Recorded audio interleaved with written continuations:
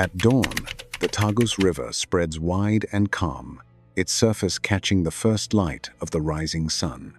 Along its northern bank, the city of Lisbon awakens to the creak of ropes, the slap of water against hulls, and the distant calls of dockworkers gathering for the day. Masts crowd the horizon, their sails furled like folded wings, while stone quays and wooden piers stretch toward the river's edge. In the early years of the 16th century, Lisbon stands poised at a turning point, a port city reshaped by the expanding reach of oceanic trade. This moment matters because Lisbon has become more than a regional capital.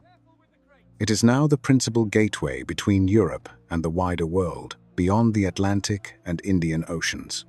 Ships arrive carrying spices from Asia, gold from West Africa, sugar from Atlantic islands, and unfamiliar goods from distant shores. These cargoes flow directly into the city, altering its economy, its social fabric, and its physical form. Lisbon is no longer defined solely by Iberian or Mediterranean rhythms. It is being pulled outward into global circuits of exchange that promise immense wealth while introducing new risks and pressures.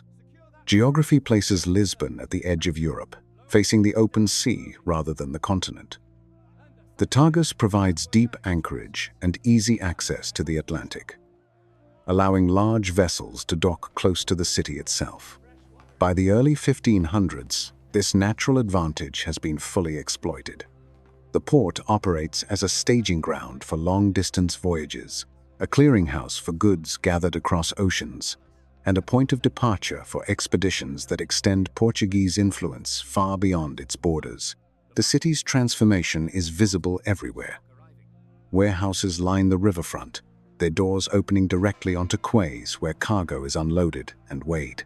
New buildings rise to house officials, merchants, and religious institutions enriched by overseas trade. Streets near the port thicken with activity, while inland neighborhoods adjust to the influx of people drawn by opportunity.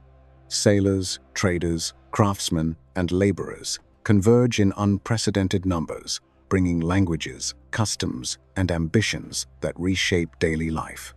Yet beneath this energy lies tension. Lisbon's prosperity depends on distant routes vulnerable to weather, conflict, and competition. The flow of wealth is uneven, concentrating power in certain hands while leaving others exposed to rising prices and uncertainty. The city must absorb sudden growth without losing order. Its institutions face the challenge of governing a population tied increasingly to forces beyond local control. The early 16th century is also a moment of transition in how power is imagined and exercised. Maritime success strengthens royal authority and links commerce more closely to the state. Religion, administration, and trade become intertwined, each reinforcing the others. Lisbon's identity begins to shift from that of a European port to that of an imperial capital in the making. This is Lisbon, on the eve of empire. A city shaped by water, labor, and ambition, standing at the threshold of transformation. To understand how this change unfolds, it is necessary to look closely at how the city functions day by day, as global trade is translated into streets, routines, and lived experience. As morning advances, Lisbon fills with movement. The riverfront becomes the city's busiest artery, where the Tagus carries ships directly into the heart of urban life. Longboats ferry cargo from anchored vessels to wooden quays, while sailors, barefoot and weathered, haul ropes and barrels across worn planks. The sounds of labor, wood striking wood, shouted instructions. The splash of water blend with the cries of merchants advertising goods newly arrived from across the sea. The streets closest to the port are narrow and crowded, shaped by centuries of use rather than planned design. Houses lean inward, their upper floors extending over stone lanes. Ground levels open into workshops, taverns, and storerooms, where goods are weighed, sorted, and recorded. Living quarters rise above these spaces, accessed by steep stairways that carry residents away from the noise and smell of the docks. From small windows, inhabitants look down onto streets where the movement of people never fully ceases. Markets form the connective tissue between port and city. Fishmongers display the morning catch along river-adjacent squares, while inland stalls offer bread, wine, oil, and vegetables brought from surrounding regions. Imported goods, pepper, cloves, sugar, are handled with care, guarded closely, and sold at prices that reflect their rarity. The air carries layered scents: salt, smoke, spices, and the sharp tang of river water. Transactions are constant, conducted in a mix of voices shaped by travel and trade. Labor structures daily rhythm. Dock workers, carpenters, rope makers, and sail menders begin work early, responding to the schedules of arriving and departing ships. Shipyards along the river maintain hulls and rigging damaged by long voyages. Craftsmen produce barrels, crates, and tools essential to maritime commerce. Every task connects back to the sea, reinforcing Lisbon's dependence on oceanic movement. Transport within the city follows practical necessity. Goods move by handcart or animal through streets ill-suited to heavy loads, while the river remains the most efficient route for bulk cargo. Boats serve as extensions of the street network, delivering supplies directly to riverside buildings. Bridges and slopes shape foot traffic, slowing movement and concentrating activity in specific corridors. Time is marked by both labor and faith. Church bells regulate the day, calling workers to pause for prayer before returning to their tasks. Religious observance is woven into routine, providing structure amid rapid change. Festivals and processions temporarily alter the city's rhythm, but commerce resumes quickly, driven by the demands of overseas trade. Despite growth, order is maintained through custom and regulation. Officials oversee markets, weights, and measures, while guilds shape access to skilled work. Cleanliness, storage, and fire prevention become matters of concern in densely packed neighborhoods. Daily life in early 16th century Lisbon reflects a city adapting to scale, where ordinary routines are stretched by global reach yet grounded in familiar practices. Power in early 16th century Lisbon is increasingly concentrated and visible, shaped by the demands of oceanic trade and the authority required to manage it. The crown stands at the center of this system. Royal officials oversee ports, collect duties, license voyages, and regulate the flow of goods entering and leaving the city. Maritime expansion strengthens the monarchy's reach, tying commercial success directly to royal administration. Decisions made at court ripple outward, affecting dockworkers, merchants, and craftsmen alike. Institutions multiply to manage complexity. Customs, houses, monitor cargo, assess value, and enforce tariffs. Warehouses under official supervision store high-value imports until they are released to market. Records are kept with growing care, documenting shipments, ownership, and obligations. These practices bring order to abundance, but they also impose control, limiting who may trade and under what conditions. Access to overseas commerce becomes a privilege governed by license and favor. Religion reinforces authority. Monasteries, churches, and religious orders expand alongside trade, supported by donations drawn from maritime wealth.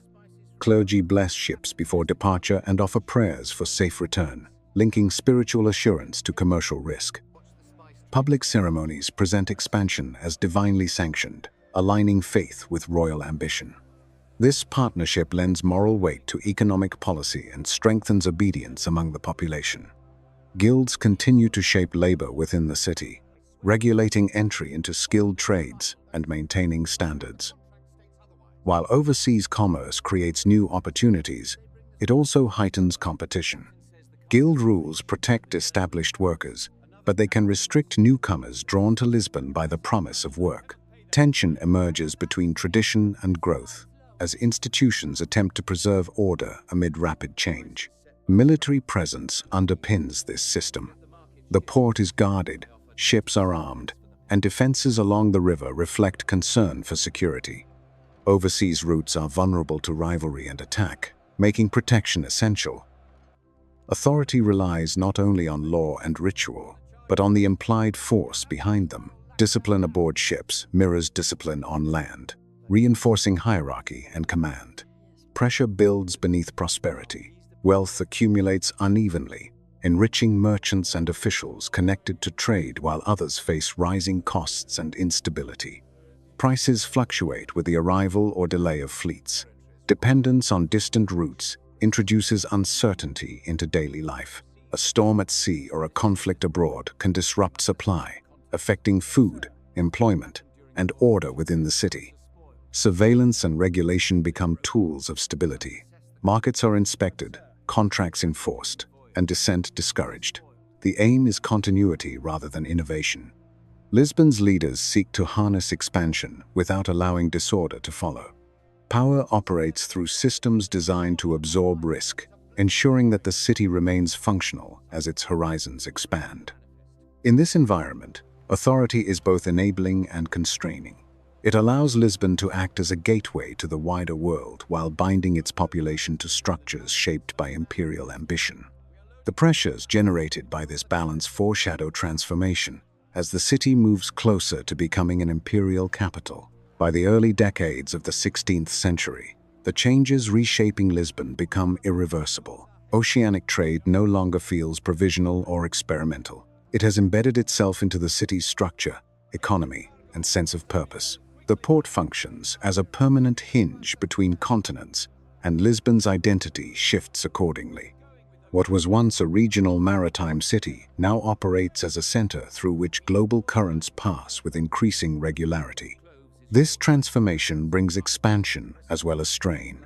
The city grows denser along the riverfront, where new warehouses, administrative buildings, and religious foundations rise to accommodate overseas wealth. Neighborhoods reorganize around access to trade and employment, while inland districts absorb migrants drawn by opportunity. Lisbon's skyline changes subtly as towers, docks, and institutional buildings assert the city's new role. Urban space is repurposed to serve long-distance exchange rather than local circulation alone. Economic consequences follow quickly. Imported goods reshape consumption, introduce new tastes, and alter pricing across markets. Some trades flourish, tied directly to shipping, storage, and finance. Others struggle to compete with the volatility introduced by overseas dependence. Prosperity remains visible, but it is uneven, and its sustainability is uncertain. The city learns to live with fluctuation, adapting routines to the rhythms of fleets rather than seasons. Power structures harden in response, royal oversight deepens, and Lisbon becomes more closely integrated into the machinery of state. Administrative control tightens over trade, labor, and taxation, ensuring that overseas expansion benefits the crown as well as private interests. Religion continues to legitimize this order, framing maritime success as part of a broader providential mission.